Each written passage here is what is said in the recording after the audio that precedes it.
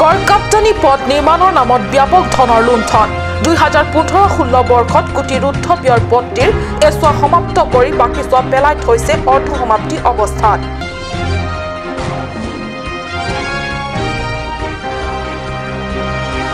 বৃহত্তৰ হিডিপি এলেকাত বিভাগৰ দ্বাৰা বিদ্যুৎ কৰ্তনৰ ফলত ৰাইজ হাহাকাৰ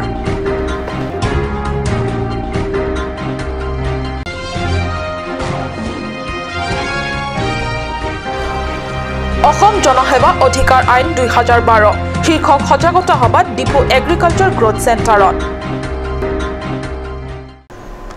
নমস্কাৰ অসমীয়া প্ৰাইম টাইমলৈ স্বাগতম জনাইছো ষ্টুডিঅত মই সঞ্চিতা তেৰণপি আগবাঢ়িছো প্ৰথমটো খবৰলৈ গড়কাপ্তানি পথ নিৰ্মাণত ব্যাপক লুণ্ঠনৰ অভিযোগ পশ্চিম কাৰ্বি আংলঙৰ সমৃদ্ধিত গড়কাপ্তানি পথৰ মেৰামতিৰ নামত এই ব্যাপক দুৰ্নীতি পকি পথটোৰ মেৰামতি কৰিছিল ৰিচাৰ্ডছন হানছে নামৰ ঠিকাদাৰ গৰাকীয়ে কিন্তু পথটিৰ কিছু অংশ কাম কৰিছে যদিও বাকি অংশ হিল বালি ইটা দিয়ে কাম সমাপ্ত কৰিলে প্ৰায় 1,49,99,208 টকা ব্যয় সাপেক্ষে পকি পথটোৰ কাম আৰম্ভ কৰা হৈছিল বুলি জানিব পৰা গৈছে পশ্চিম কাৰ্বি আংলং জিলাৰ বিভিন্ন প্ৰান্তত পথ নিৰ্মাণ আৰু মেৰামতিৰ নামত সংঘটিত হৈ আহিছে ব্যাপক দুৰ্নীতি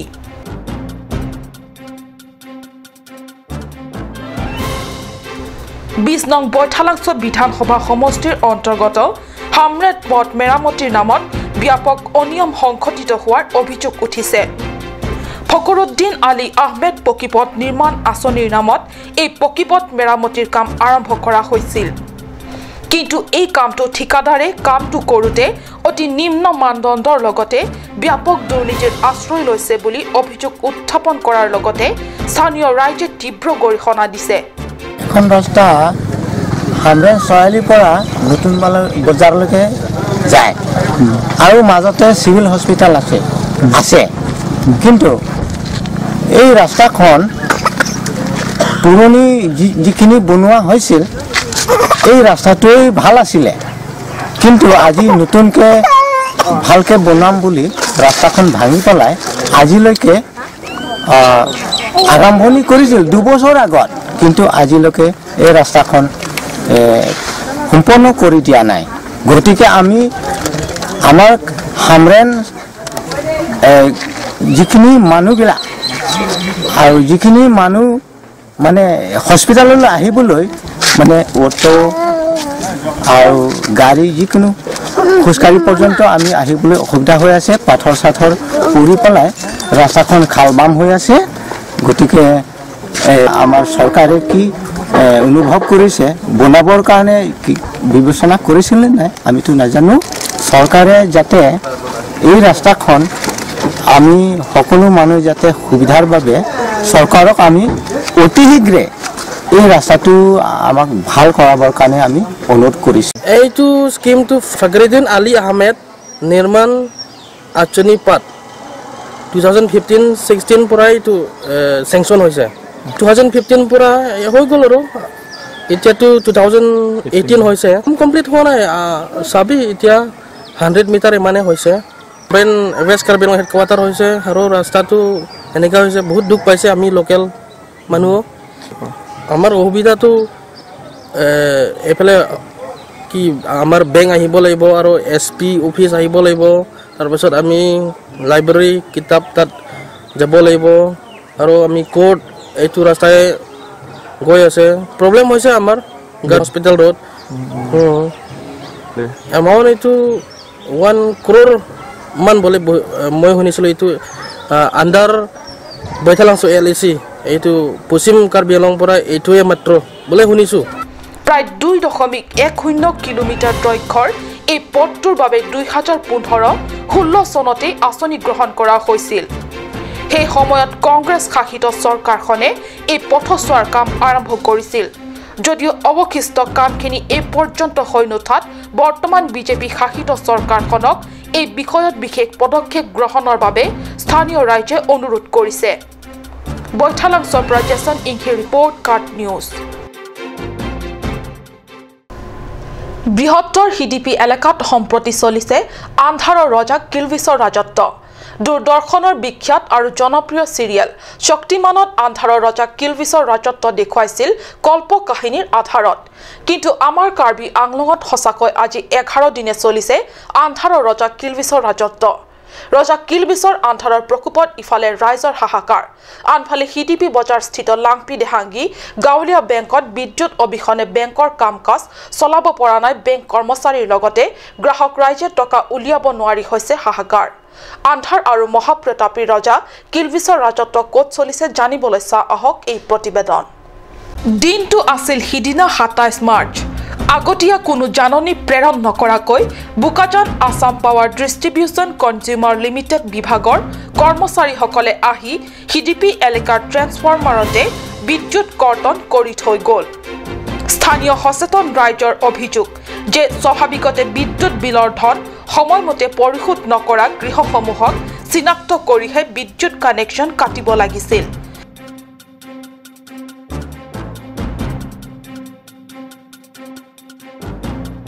কিন্তু বিভাগটোৱে নিয়মীয়াকৈ বিদ্যুৎ বিল পৰিশোধ কৰা আৰু নকৰা আটাইবোৰ গ্ৰাহকক মিলাই ট্ৰেন্সফৰ্মাৰতে কাটি দিলে ইয়াৰ কানেকশ্যন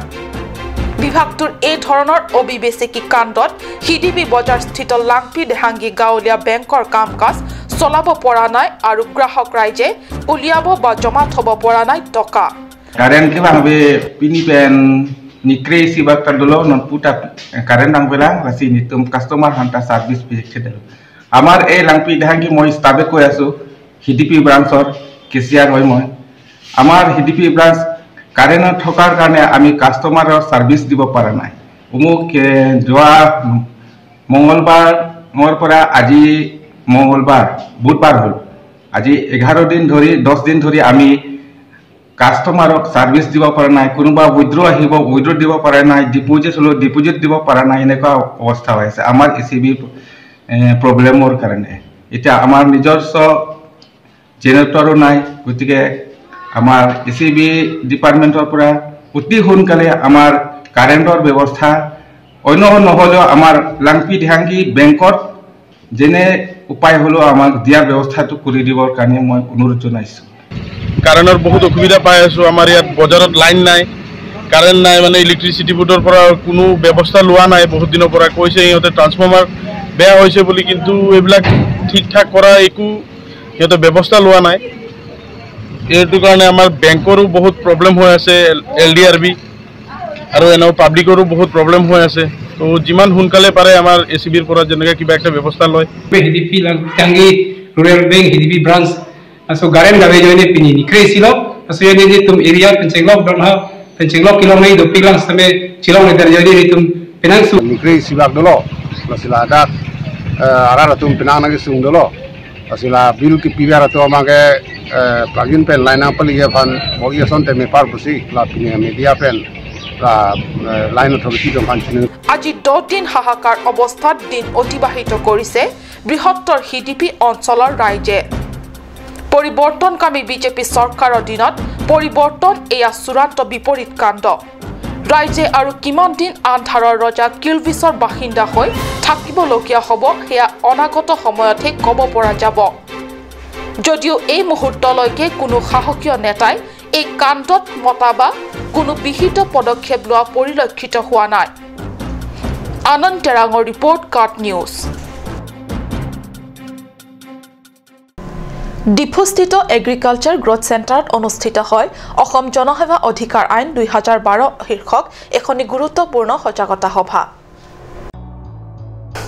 ডিফুস্থিত এগ্ৰিকালচাৰ গ্ৰোথ চেণ্টাৰত অনুষ্ঠিত হয় অসম জনসেৱা অধিকাৰ আইন 2012 শীৰ্ষক এখনি গুৰুত্বপূৰ্ণ সজাগতা সভা কাৰ্বি আংলং সাহিত্য শাখিত পৰিষদ উদ্যোগত আৰু গুৱাহাটী এৰিয়া ছ'চাইটিৰ সহযোগত 4 এপ্ৰিলত 3 জোৰা এই কাৰ্যসূচীত কাৰ্বি সাহিত্য শাখিত পৰিষদৰ প্ৰধান সচিব এম হাজৰিকাই উদ্বোধন কৰে এই সজাগতা সভাত সিটিজেন চেন্ট্ৰিক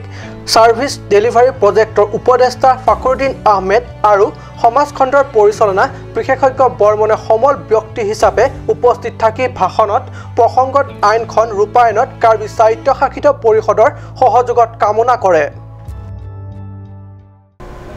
শ্মশানক লৈ মুনাফা বিগত 2015-16 বৰ্ষৰ বিত্তীয় পুঁজিৰে নিৰ্মিত এই শ্মশানৰ 10 লাখ টকীয়াৰ পকী চাৰিসীমা বেৰা এটা এবছৰ নহওঁতেই জহি খহি গ'ল। ঠিকাদাৰ বিভাগীয় বিষয়াৰ মিলিভগত দায়খৰা কাম পূৰ্ণ কৰিয়ে বিলৰ ধন উঠাই লুটি পুটি খালে। এই 10 লাখ টকীয়া চাৰিসীমা বেৰা ক'ত আছে জানিবলৈ চাই আহক এই প্ৰতিবেদন। এয়া চাওক 10 লাখ টকীয়া চাৰিসীমা বেৰাৰ দুৰ্গতি। আয়ুসকাল এবছৰ পূৰ্ণ হ'ল কি নহ'ল, অপমৃত্যুত খন গণি গণি অৱশেষত এইদৰে এচুৱা পতিত হ'ল অপমৃত্যুত। আপোনালোকে প্ৰত্যক্ষ কৰি আছে এয়াই সেই 10 লাখ টকীয়া পকী চাৰিসীমাৰ বেৰ, যি নিৰ্মাণ এবছৰ পূৰ্ণ নহওঁতে এচুৱা খহি বিভাগীয় কৰ্মচাৰী বিষয়ববীয়া তথা ঠিকাদাৰৰ কামৰ নমুনা ৰাইজক উদঙাই দেখুৱাই দিছে।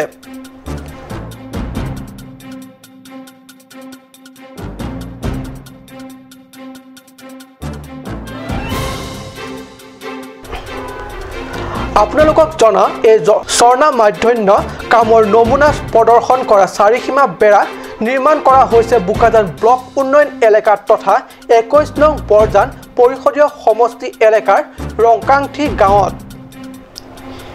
এই খহি পৰা চাৰিসীমা বেৰাৰ অৱস্থালৈ চাই আপোনালোকে নিজে ভাবক দুখীয়া পিছপৰা গাঁৱৰ গঞাৰ বাবে উন্নয়ন বা বিকাশ হৈছে ক'ত। বোকাজানৰ পৰা আনন্দ টেৰাঙৰ ৰিপৰ্ট কাট নিউজ। সময় হৈছে চমু বাণিজ্যিক বিৰতিৰ।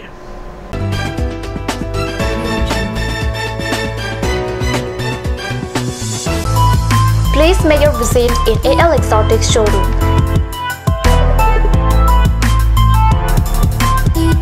It's time to replenish your garden with different kinds of exotic plants. Various kinds of exotic plants, PE pots, gift items, and more accessories for both indoor and outdoor are available here.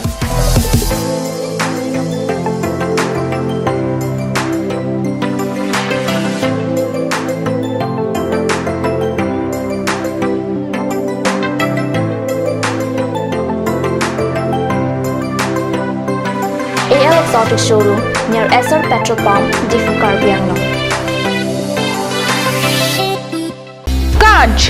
Assam hill small industries development corporation লিমিটেডৰ পৰা ঘৰত নিত্য প্ৰয়োজনীয় সামগ্ৰীসমূহ আপোনালোকৰ বাবে সাজু কৰা হৈছে। নিত্য প্ৰয়োজনীয় বিবিধ ৰস, ফলৰ ৰস বজাৰৰ দোকানে দোকানে পাব।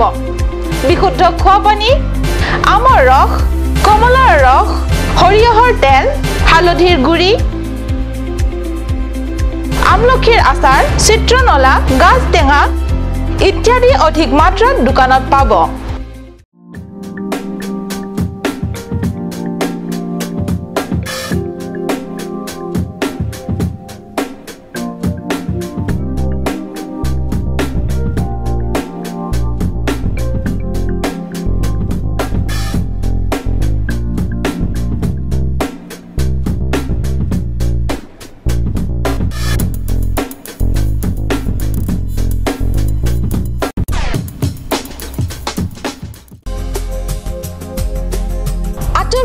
Outlet opposite LDRB Difu, Karbi Anglong, Assam.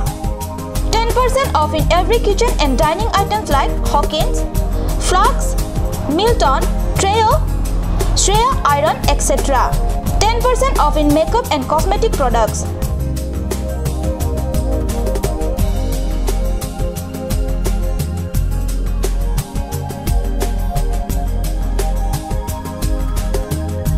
And grocery items.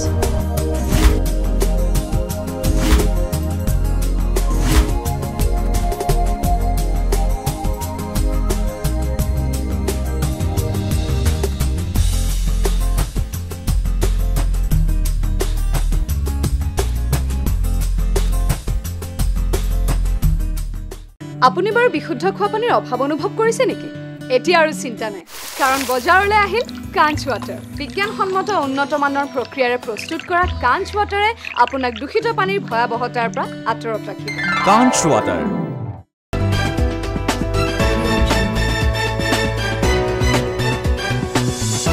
বিৰতিৰ পিছত পুনৰ স্বাগতম জনাইছো বাতৰি মজিয়ালে পথ নিৰ্মাণৰ ঠিকাদাৰৰ বিপক্ষে ডিফু আঞ্চলিক ষ্টুডেণ্ট ইউনিয়নৰ ছাত্ৰ নেতৃত্বসকলে জিলা উপায়ুক্তৰ হাতত স্মাৰক পত্ৰ প্ৰদান ডিফু চহৰৰ মাছমজিয়াৰ শনি মন্দিৰৰ হৈ হোটেল সিংহাসন আৰু ধৰমলনাৰ পৰা বিনাপানী হাইস্কুলকে দুইটি পথ অসাধু ঠিকাদাৰে অতি নিম্ন মানদণ্ডৰ সামগ্ৰী ব্যৱহাৰ কৰি পথ নিৰ্মাণৰ অভিযোগ তুলি শীঘ্ৰে পুনৰ উন্নত মানৰ পথ নিৰ্মাণৰ দাবী জনাইছে সংগঠনটিৰ ছাত্ৰ নেতৃত্বসকলে